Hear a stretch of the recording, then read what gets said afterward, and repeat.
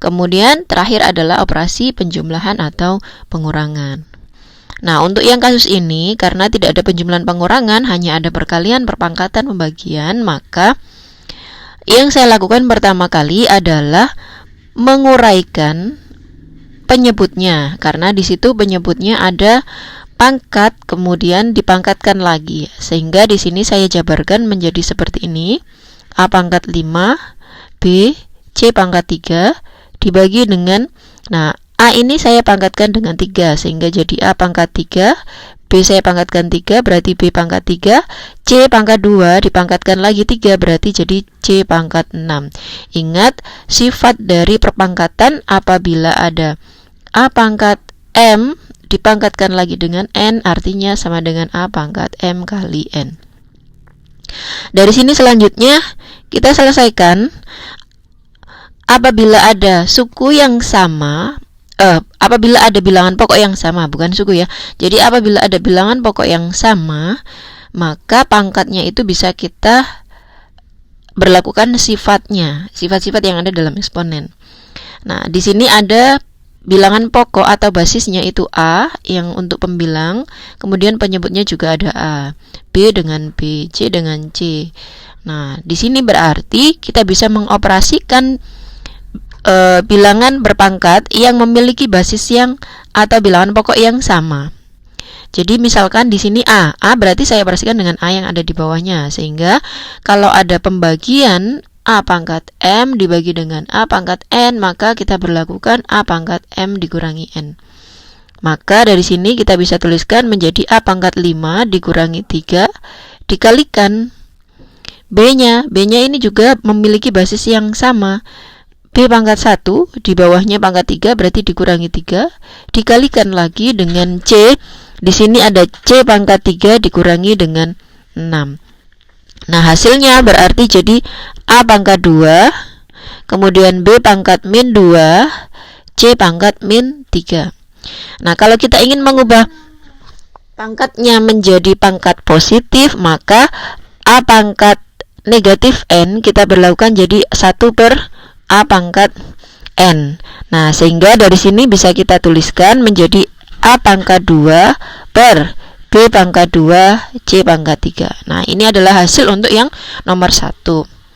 Nah, bagaimana untuk yang nomor 2? Nomor 2, caranya pun hampir serupa ya. Di sini ada 24, kemudian X pangkat 3, Y pangkat 2, dibagi dengan 5Z kuadrat dibagi dengan 8X kuadrat Y pangkat 3 per 15Z pangkat 4.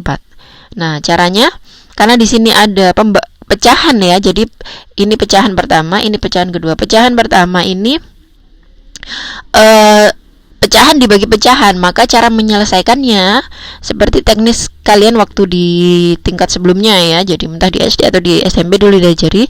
Jadi di sini kita bisa membalik yang belakang ya. Nah, yang belakang kita balik. Jadi pembilang jadi penyebut, penyebutnya jadi pembilang. Sehingga bisa kita tuliskan menjadi 24 X pangkat 3 Y pangkat 2 per 5Z kuadrat dikalikan dengan 15Z pangkat 4 dibagi dengan 8X kuadrat Y pangkat 3. Nah, selanjutnya mana Bu yang kita operasikan? Apakah pembilang dengan pembilang, penyebut dengan penyebut, ataukah boleh kita sederhanakan yang atas dibagi yang bawah, ataukah seperti apa gitu? Yang variabel yang basisnya sama kita langsung operasikan boleh nggak Bu? Boleh kalau kalian sudah paham cara menyelesaikannya atau menerapkan sifat-sifatnya. Misalkan di sini saya selesaikan dengan cara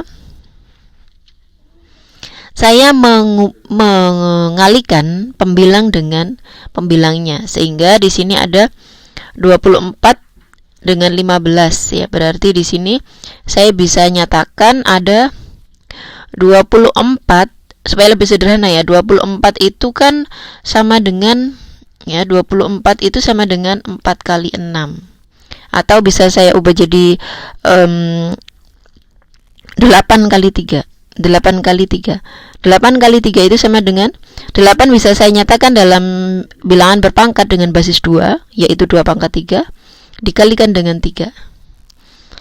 Kemudian 15 itu bisa saya nyatakan 5 kali 3. Sehingga di sini saya bisa tuliskan 24 itu sama dengan 2 pangkat 3 dikalikan 3 pangkat 1, ya.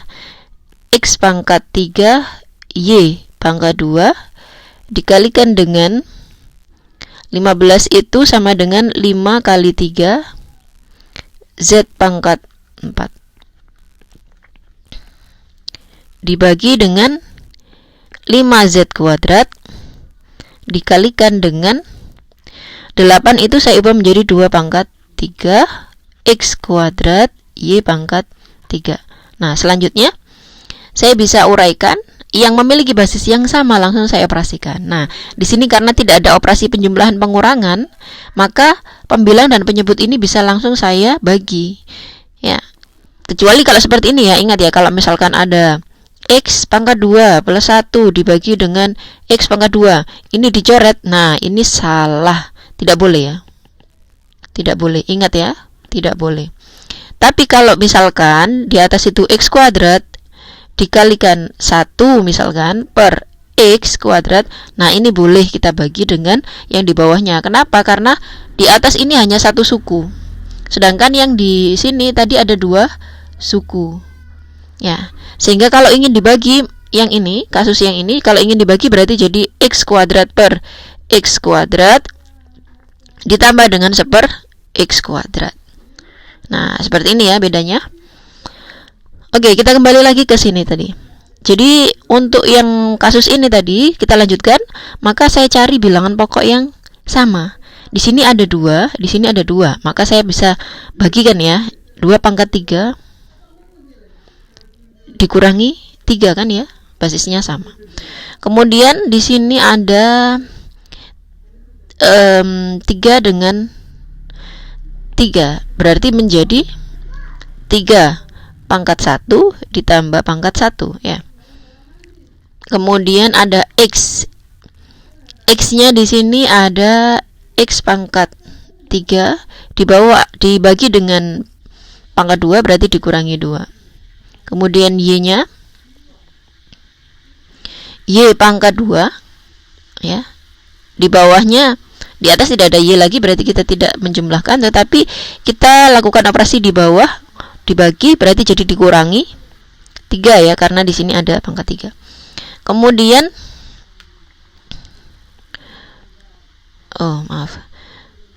kemudian ada 5 pangkat 1. Nah, ternyata di bawah ada 5 juga, berarti dikurangi pangkat 1.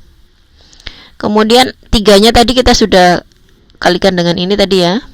Maka tinggal Z-nya, berarti di sini ada Z pangkat 4 dibagi dengan yang di bawah Z pangkat 2, berarti min 2. Selanjutnya kita bisa operasikan 2 pangkat 3 dikurangi 3 berarti 2 pangkat 0 ya. Kemudian 3 pangkat 2 X pangkat min 1, Y pangkat min 1, kemudian 5 pangkat 0, Z-nya pangkat min 2. Sehingga 2 pangkat 0 itu berapa? 1 ya. 5 pangkat 0 itu 1. Berarti tinggal berapa? 3 pangkat 2 X pangkat min 1, Y pangkat min 1, Z pangkat min 2. Maka hasilnya kalau kita nyatakan dalam bilangan pangkat positif menjadi 3 pangkat 2 per X, Y, Z pangkat 2. Atau bisa kita nyatakan 8 per X, Y, Z pangkat 2. Nah, itu adalah pembahasan untuk tugas pertemuan pertama. Semoga bisa dipahami. Assalamualaikum warahmatullahi wabarakatuh.